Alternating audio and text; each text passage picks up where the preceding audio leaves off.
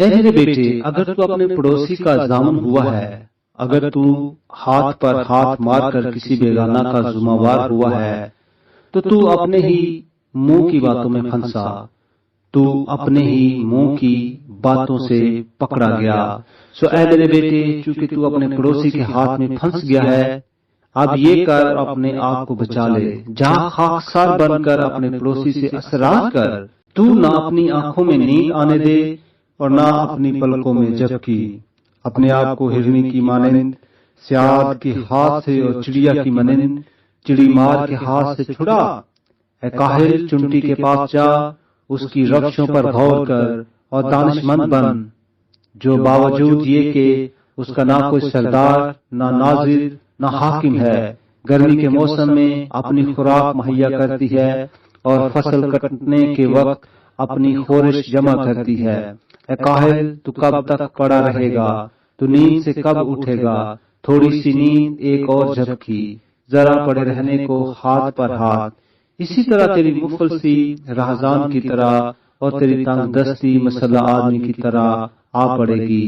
خبیث و بدکار آدمی ٹیڑھی ترچھی زبان لیے پھرتا ہے، وہ آنکھ مارتا ہے، وہ پاؤں سے باتیں اور انگلیوں سے اشارے کرتا ہے، اس کے دل میں گجی ہے، وہ برائی کے منصوبے باندھتا رہتا ہے اور وہ فتنہ انگیز ہے، اس لیے آفت اس پر ناگہاں آ پڑے گی، وہ یک لخت توڑ دیا جائے گا اور کوئی چارہ نہ ہوگا۔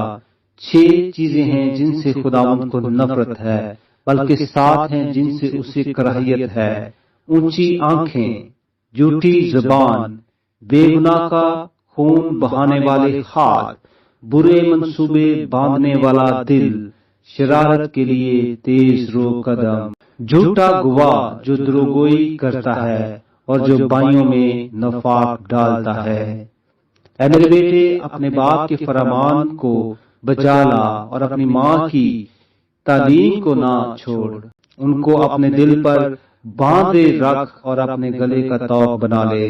یہ چلتے وقت تیری رہبری اور سوتے وقت تیری نگہبانی اور جاگتے وقت اس سے باتیں کرے گی، کیونکہ فرمان چراغ ہے اور تعلیم نور اور تربیت کی ملامت حیات کی راہ ہے، تاکہ تجھ کو بری عورت سے بچائے، یعنی بیگانہ عورت کی زبان کی چاپلوسی سے۔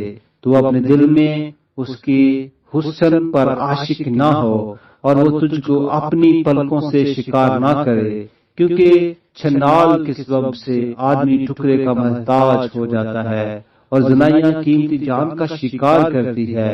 کیا ممکن ہے کہ آدمی اپنے سینے میں آگ رکھے اور اس کے کپڑے نہ جلیں، یا کوئی انگاروں پر چلے اور اس کے پاؤں نہ جھلسیں؟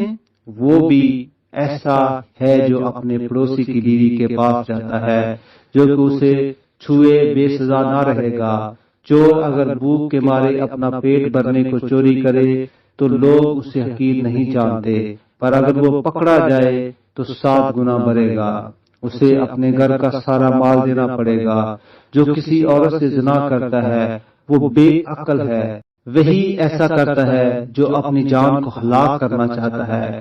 وہ زخم اور ذلت اٹھائے گا اور اس کی رسوائی کبھی نہ مٹے گی، کیونکہ غیرت سے آدمی غضبناک ہوتا ہے اور وہ انتقام کے دن نہیں چھوڑے گا۔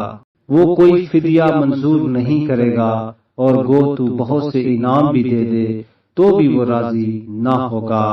آمین۔